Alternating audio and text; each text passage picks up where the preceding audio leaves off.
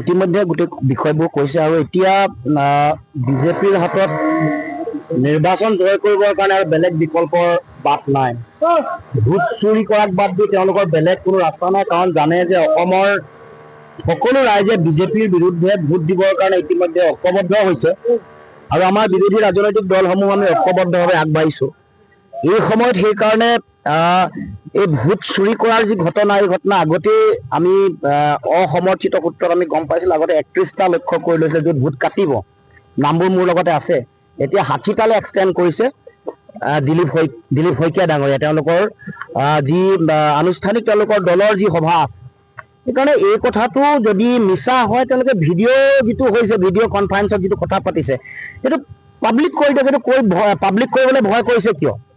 আগতে 31টা সমষ্টিত ভোট তেওঁলোকৰ কটাৰ লক্ষ্য আছিলে, তালিকাসহ আছে মোৰ লগত, মই তালিকাখন দি দিব পাৰোঁ। এতিয়া 60টালৈ এক্সটেণ্ড কৰিছে, সংখ্যাও নিৰ্ধাৰণ কৰি দিছিলে। সেই সময়ত আছে 10,000, ন্যূনতম 10,000, সেই 31টা। হয়তো এতিয়া সেই 60টালৈ যেতিয়া এক্সটেণ্ড কৰিছে, তেতিয়া 500 পৰা 10,000। গতিকে এইটো তেওঁলোকৰ অন্তৰ্নিহিত লক্ষ্য। আৰু এটা হাউচ নাম্বাৰত বেলেগৰ পৰা, বাহিৰৰ পৰা মানুহ আহি 20 গৰাকী 30 গৰাকী মানুহৰ নাম সোমোৱা কথাটো গুৱাহাটীতে প্ৰমাণ হৈ গৈছে। এটা হাউচ নাম্বাৰ 4 গৰাকী তেওঁলোকৰ সদস্য আছে, ভোটাৰ আছে, আৰু তাৰ বিপৰীতে বাহিৰৰ পৰা অহা বহিৰাগত একে হাউচ নাম্বাৰত 22 গৰাকী 40 গৰাকী ভোটাৰ নাম ওলাইছে যাদৱ উপাধি। এইটোতো প্ৰমাণেই হৈ গ'ল। গতিকে যিটো কাম, বেআইনী কাম দিলীপ শইকীয়াই কৰিছে, তেওঁক তাৎক্ষণিকভাৱে তেওঁক কৰায়ত্ব কৰিব লাগে, এইটো আমি দাবী উত্থাপন কৰিছোঁ।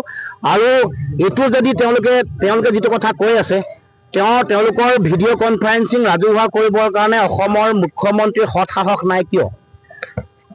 আৰু তেওঁলোকৰ এইবাৰ একমাত্ৰ লক্ষ্য ভোট চুৰি কৰি নিৰ্বাচন পাৰ হোৱা, এইটোৱে তেওঁলোকৰ মূল লক্ষ্য। নহ'লে অন্যথা এইবাৰ তেওঁলোকে 26ৰ নিৰ্বাচনত অতি ভয়াৱহভাৱে তেওঁলোকে পৰাজিত হ'ব। আৰু মুখ্যমন্ত্ৰীয়ে যিটো চলাই আছে, মানে যিটো চিণ্ডিকেট ৰাজ চলাই আছে, নিজৰ পৰিয়ালক ধনী কৰাৰ যিটো কাৰবাৰ চলাই আছোঁ, এইবাৰ বন্ধ হোৱাৰ সম্পূৰ্ণ সম্ভাৱনা আছে। কাৰণে শেষ ৰাস্তা, শেষ উপায় তেওঁলোকৰ ভোট চুৰি তেওঁলোকে অস্ত্ৰ হিচাপে ব্যৱহাৰ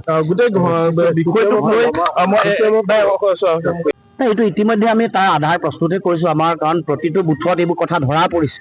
বেলেগ প্ৰত্যেকতে অফিচিয়েলি এপইণ্ট কৰা BLA যিসকল আছে তেওঁলোকেও চোৱা চিতা কৰিছে, দলৰ কৰ্মকৰ্তাসকলে চোৱা চিতা কৰিছে। কাৰণ এইটো এটা অত্যন্ত শক্তিশালী ভিজিলেন্টৰ যোগেদি, কাৰণ আমি চাব লাগিব, চালে সেই সময়ত এটা ধৰিব লাগে আৰু তেওঁলোকৰ বিৰুদ্ধে BLO সকলৰ বিৰুদ্ধে আমি গোচৰ ৰুজু কৰিব লাগে, তেওঁলোকক কমপ্লেইন ফাইল কৰিব লাগে। আৰু এই কথা বাধা দিবৰ কাৰণে আমাৰ ফালৰ পৰা সকলোৱে প্ৰত্যেকে আমি প্ৰতি মুহূৰ্তত আমি নিৰীক্ষণ ৰাখিছোঁ আৰু তাৰ বিৰুদ্ধে আমি ব্যৱস্থা কৰিছোঁ।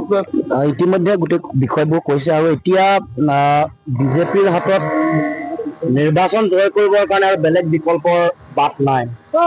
ভোট চুৰি কৰাক বাদ দি তেওঁলোকৰ বেলেগ কোনো ৰাস্তা নাই, কাৰণ জানে যে অসমৰ সকলো ৰাইজে বিজেপিৰ বিৰুদ্ধে ভোট দিবৰ কাৰণে ইতিমধ্যে ঐক্যবদ্ধ হৈছে আৰু আমাৰ বিৰোধী ৰাজনৈতিক দলসমূহ আমি ঐক্যবদ্ধভাৱে আগবাঢ়িছোঁ।